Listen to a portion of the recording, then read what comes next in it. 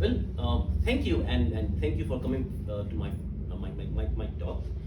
Um, well, good morning first, and I know it's really early in the morning.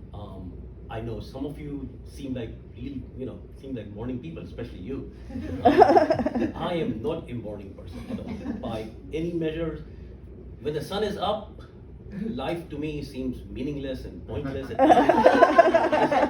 Lurching from one dead zone to another. It's when the sun starts to go down that suddenly I wake up. Maybe I must have been a vampire in one of my dreams. And life takes on a new meaning.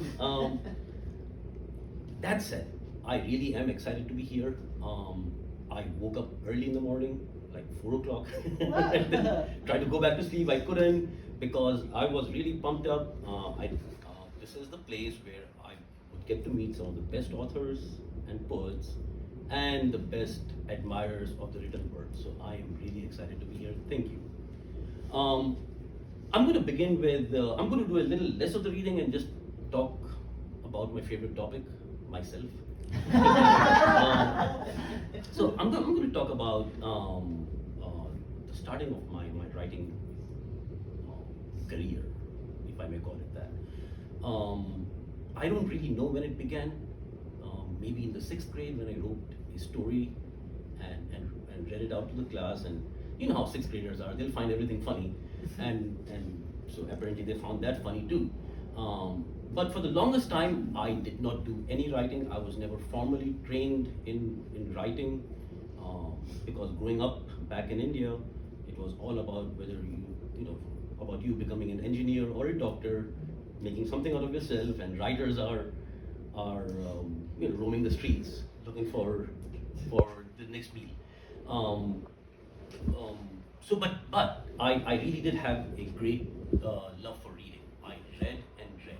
So the point I'm trying to make is that my writing career had a couple of 2 or 3 negative pivotal moments. So I read a lot. Whatever I could get my hands on, War and Peace, The Rise and Fall of the Third Reich, you name it, Ernest Hemingway and whatnot. Light reading. I'm sorry? Light reading. Anna Karenina and yeah, all of those. Yeah, but I was reading way beyond my age. Around the time when I think I read Gabriel Garcia Marquez, The 100 Years of Solitude, and Milan Kundera. The next book that I picked up, I found that to be nothing comparable to that. And suddenly I couldn't find any good book to read. For the longest time I could not read. I could not find any good book to read. I did not have the motivation to pick up the next book. So that was the first, I guess the first negative pivotal moment. Because I couldn't find anything good to read, I said, you know what, let me write a story for myself. And that's what I did. I wrote a couple of short stories. I didn't know what to do with them. I kept them. And then I said to myself, if I've written a couple of, short stories, 10 pages, maybe I can write something 200 pages long, right? So I started writing my first novel. At that time, I didn't realize that it was turning out to be really, really bad because I was never really formally trained in the art of writing. But 5 years later, and halfway through the book, I stopped because I ran out of ideas, or that's what I thought I did. And then I would sit in front of my computer trying to figure out what to write. And then next thing I knew, I was Googling up writer's block, which it turns out is actually a myth. There is nothing as writer's block. You just need some push. And the push came when one of my friends suggested that I read a book that won a major award. So here I am at the San Antonio airport trying to catch a flight to Detroit. And I pass by the bookstore, I see the book there. I pick it up, buy it, and it turned out, 3 days later, I figured out that it was the worst book I have ever read. I'm being a little dramatic. I'm being a little dramatic. The world is clearly divided into 2 kinds of people. People who like or will like The Lord of the Rings and people who will like Harry Potter. There's no in between there. So that book was just not up to my taste. But what it did was, it made me think that if somebody could write a book like this and win a major award, at least I owe it to myself to finish my first book, which is what I did. In the next 3 months, what I couldn't do in 5 years, in the next 3 months, I finished my book. Getting it published was another story that's full of heartbreaks and tears and, and whatnot. But I did finally get to, get it published. Got interviewed in a couple of major newspapers, and people generally liked it. And so that's how then I wrote my next book 5 years later. Then I think you should tell us what sort of stories you like to write. Yes, I will come to that. Okay. I will come to that. Okay. But then, and then finally I got to meet the really great team at Madville Publishing, where I published my next 2 books. What I really like to write is, so here's the thing. There are people who can go deep into a couple of aspects. Like, for example, somebody can go deep into a couple of aspects of life behind life behind communism, or a couple of human emotions. They delve deep into it. I don't think I match that level of that. What I do is focus on a broader aspect. I look at the interaction between an individual and the larger society, and how they all affect each other. So how the individual is affected by the society, as much as the society is affecting the individual. How both of them are working together to shape the world that we see. So I keep it broad. Magical realism is what I like.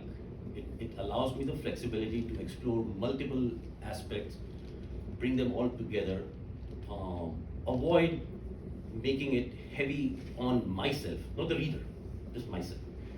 So that has been my focus. So with that said, I'm going to read first the prologue of my second book, The Lives and the Times 2. And the prologue, for each book, the prologue for me has been the most important thing. When I get the prologue down, in my mind, I've written 75% of the book. The rest is just filling up pages. The prologue really sets up my mindset in completing the story, and hopefully it also helps the reader understand what is coming, or sometimes not. So let me read out the prologue here. The most dominant query that shapes the world as we know it is the attempt to define the purpose of life. Not the life of an individual. The life of any and every individual is unbearable, perhaps even appalling, and most likely draining. An honest conversation with the self will suffice as proof of this. But this is not about you, this is about me. Right? After all, there has to be a simple explanation for why everyone eventually dies. And there has to be a simple explanation for why the afterlife is considered pleasant by so many. Well, mostly pleasant. A few soon-to-be met ghosts will beg to differ. But this is trivial compared to the larger question. It is not individual lives, but life, with a capital L, that is the cause of so much anxiety. The question is not why one's spouse is not as attractive as the neighbor's. This is simply because the neighbor is a better human being and deserves better. The question is why the neighbor's spouse exists in the first place, or for that matter, any spouse. An attempt to answer this question is a very delicate and precarious path to tread. A wrong answer and a religion gets started. To understand the enormity of the task, one has to also understand the multitude of facets that paint the mosaic of life. For example, there is the biological purpose of life. Then there is the intellectual purpose of life. There is the moral or ethical purpose of life. And of course, there is the spiritual purpose of life. Once these distinctions are understood, a first attempt at defining the purpose of life becomes relatively easy. For example, the biological purpose of life simply becomes survival and reproduction, the fun stuff, unless one happens to be indulging in awful sex after an awful dinner. This unfortunate situation can best be avoided by simply not indulging in awful meals or awful sex, or both, if possible. Similarly, the intellectual purpose of life becomes an exercise in defining its purpose. This has the danger of becoming a recursive activity with an endless loop, much like standing between two mirrors and viewing infinite images of oneself. One surefire way to avoid this pitfall is to indulge in sex.